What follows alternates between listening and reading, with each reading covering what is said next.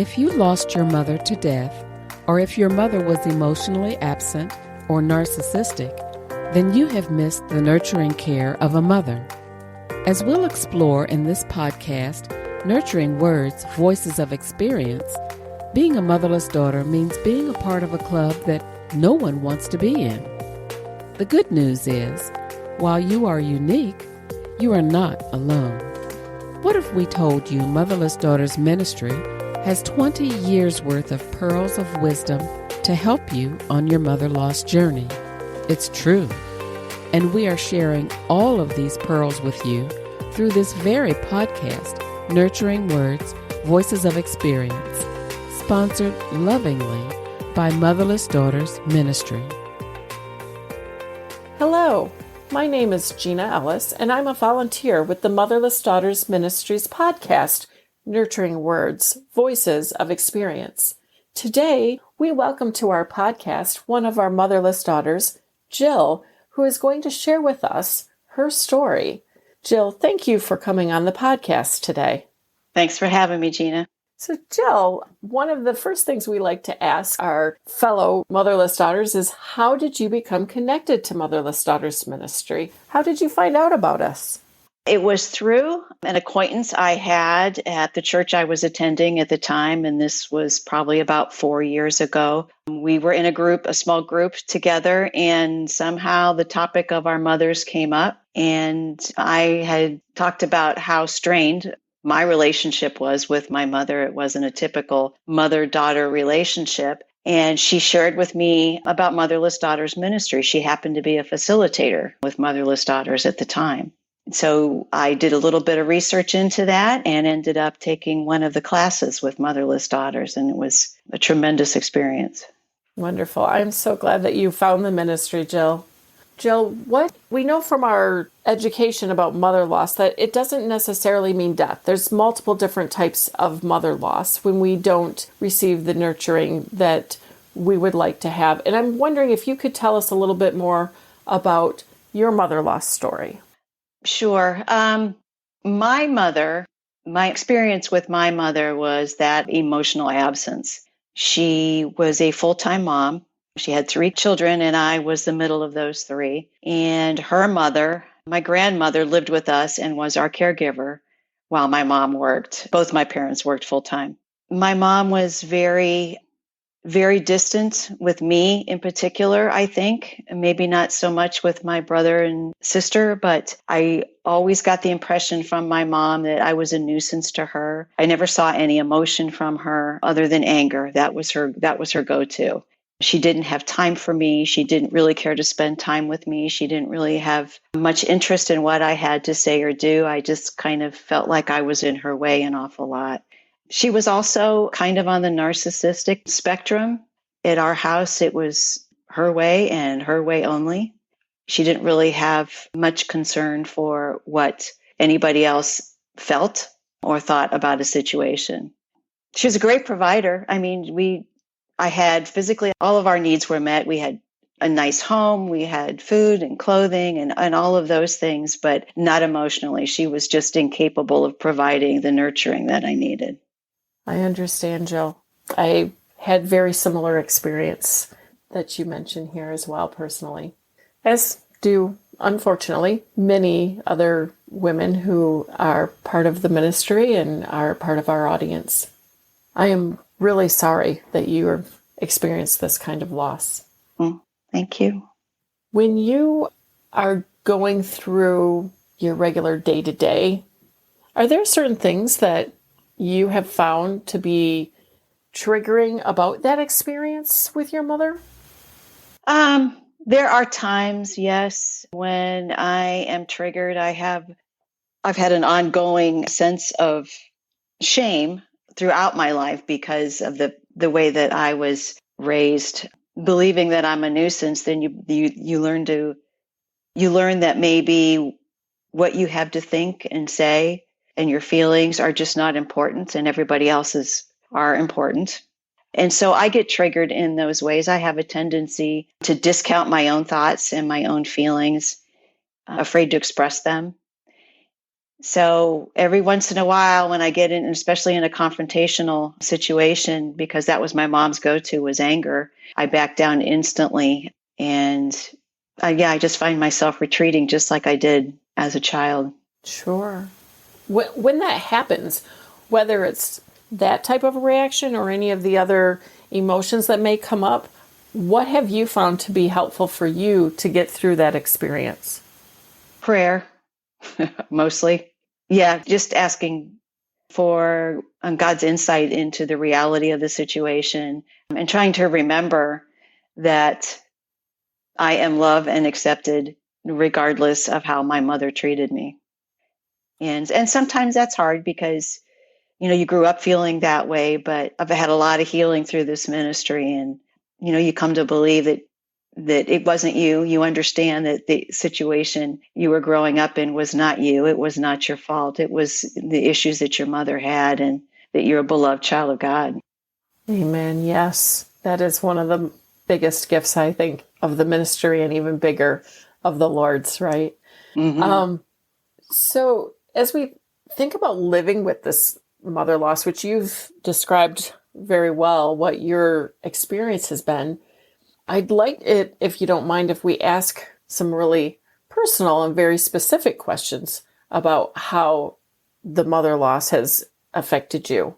One of those that we find is that it affects a lot of probably all of our relationships. And I'm wondering if what your experience of mother loss has been as it affects your relationships, whether it's friends or romantic relationships, past or present, or even with your other siblings.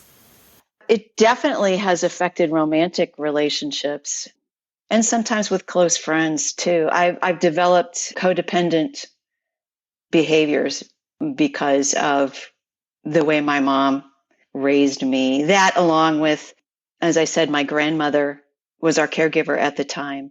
She was also emotionally absent, but in a different sense. She was clinically depressed, attempted suicide when I was 5 years old, and did come back to live with us. But again, my mom had very little compassion for my grandmother. And so I took it upon myself to be my grandmother's caregiver, to make sure that she never left us again.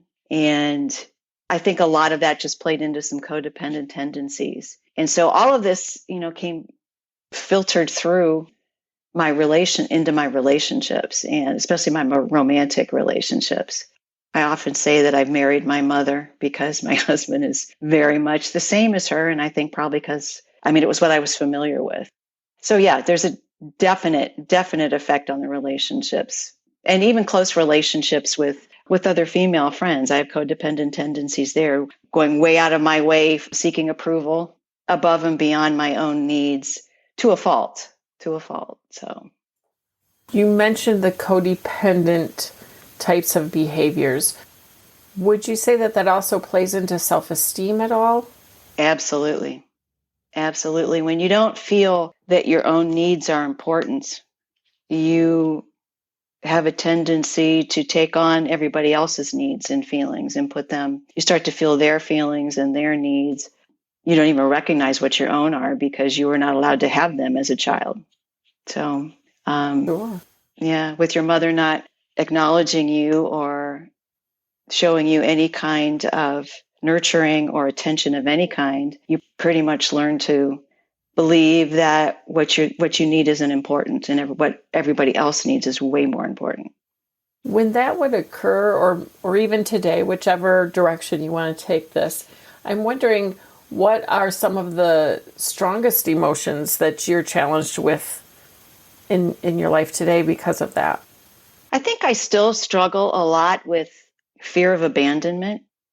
I think that was a big thing as a child, maybe perhaps because my grandmother disappeared with her suicide attempt, because at that time, nobody ever explained anything to us. They just said she was sick and had to go away. So we never got an explanation for that. But I always had that sense with my mom, too, with her anger and with her distance, that at some point I was going to be left alone. And so that I get triggered in that way a lot, even now.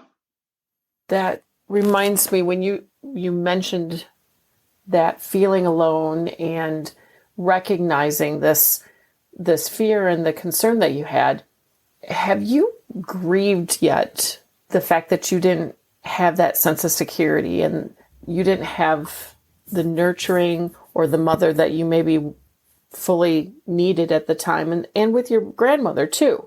I'm wondering if you had done any grieving. How did you grieve? Like you said, they didn't talk about things at that time. I did. I did grieve what I did not have with my mom. But again, I mean, this was just a few years ago, going through the classes with Motherless Daughters. It allowed me to grieve. It helped me see the truth of the situation.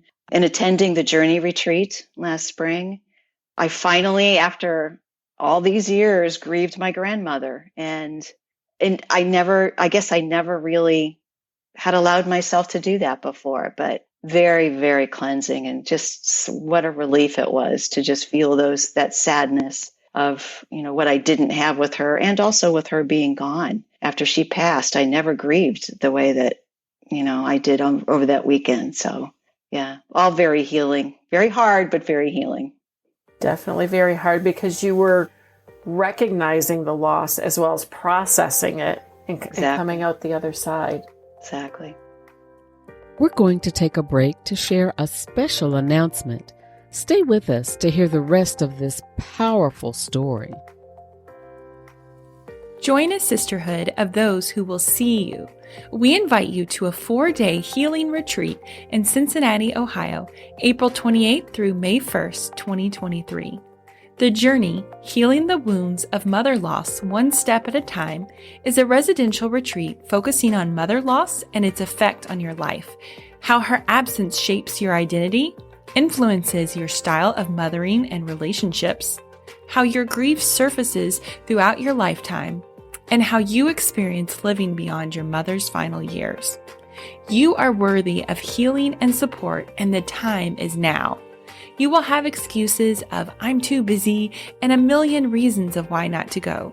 Push those aside and give yourself a gift of renewal this spring season.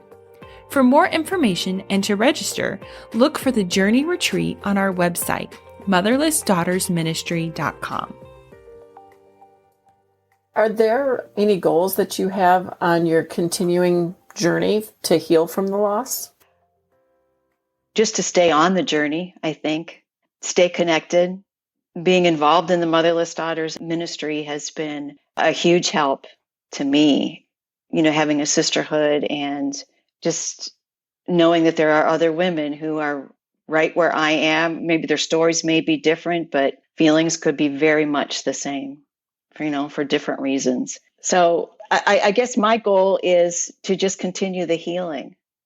And as they say, they use the analogy of the onion. There are layers and layers that peel off. And I know there's more there that's going to need to be dealt with. It's not over yet. So I want to stay on that path.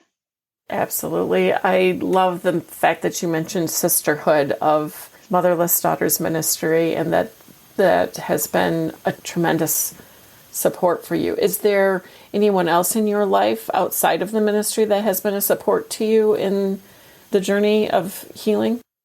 Well, being involved, I was involved with a codependent recovery group, and that helped me kind of was kind of a springboard to get me to deal with my mother issues through Motherless Daughters Ministry. So, and I still attend some of those groups. Huge support there too.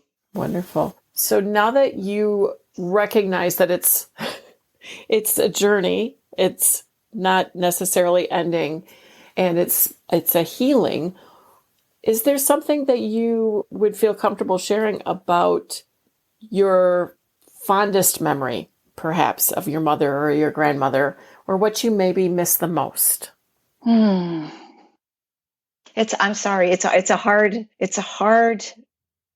thing to come up with a fond memory of my mother. There weren't that many instances that I can recall. I do remember my grandmother, though. She was very nurturing in spite of her depression, and she would also play games with us. I spent a lot of one-on-one time with her, even as a little girl. I really enjoyed that. I really enjoyed the attention that I got from her. I just don't ever remember having that with my mom. Is there any remaining painful events that you need to make peace with? Yes, I'm sure there are instances, thinking back now, in some of the situations where she embarrassed me, or my mother embarrassed me or hurt me in some way. I need to go back and kind of revisit those with the new understanding that I have, understanding where she came from and how she got to be the way that she was. And I think those events are going to pop up here and there. Sure, that's understandable. Was there perhaps a message through the years that you feel you never got from your mom or your grandma? Yeah, I never felt loved. I never felt like that I was loved for who I was. I may have gotten some approval for behaving correctly, but I never felt like like either of them really just loved me for who I was. You have gone a long way on this Motherless Daughters Ministries journey, on your mother loss journey. What brings nourishment into your life today? Oh gosh, doing some of the things that I love. I'm a big journaler. I don't do a lot of other writing, but I do journal. God speaks to me a lot through my writing. I find things out about myself that I didn't know, and finding myself coming to a place of acceptance through that, acceptance of myself. Just doing things, being with my kids, my family. Yeah, honestly, and this sounds kind of selfish, but doing things just for me that I never did, ever did growing up. I'm learning the self-care part of that. That's what I was just going to say, is that Yeah. that's not selfish, that's self-care. And just like they always talk about the air stewardess saying, put your oxygen mask on first. That's why you're able to do those things with your family, is that you are taking care of yourself. Right. That's wonderful. I'm going to turn our conversation just a little bit back over to the ministry really quick and ask you what you have found out of the different services of the ministry helped your healing the most. Well, that's tough. Or which ones have you taken advantage of? Because there are a lot of different offerings. Yes. I started, the first class that I took was Daughters of the Narcissistic Mother, which was profoundly influencing. It just really opened my eyes to who I was, and that I was a separate person from my mom, and helped me see aspects of her that I blamed myself for, that just weren't my fault. So that was hugely healing. And then I also took the Emotionally Absent Mother, and that was probably out of order. I probably should have taken that one first, but found huge healing in that, much forgiveness in that class for my mom. And then the Journey Retreat, again, the grieving process was very, very healthy for me. It was long overdue. So it was a wonderful opportunity just to spend time to let God heal me through that weekend and the women that were there. But I've also been involved in the ministry, helping with 2 of their support groups and as a facilitator for classes. And again, that's all part of my own healing journey too. So, I learned something more about myself as I take these classes also, or as I facilitate the classes also. So, yeah, it's tremendous. If there's one thing you would want the mother loss community to know, what would it be? That you are not alone. There are a lot of women out there who share the feelings that you have and the sadness that you have. They're here to support you. A lot of times people don't understand, especially maybe not for women who have lost a mother to death, but those of us who did not have the nurturing of a mother growing up. Society, for the most part, doesn't understand that. But here at Motherless Daughters Ministry, you are totally understood and you are accepted and you are loved and you are nurtured. And it's a safe place. And I just think anybody out there who has had any kind of mother loss will find the healing that they need here. Thank you, Jill. Jill, I just want to thank you so much for sharing your nurturing words, sharing your story, and thank you from the bottom of my heart for being a nurturing voice and being on a voice of experience on the podcast, and for continuing to volunteer with the Motherless Daughters Ministry. Thank you. Thank you, Gina. Thank you for joining us today to hear this very special voice of experience. Check out our website for just the right resource to help you start your healing journey when you're ready. Share this with another motherless daughter, and don't forget to subscribe so you won't miss an episode.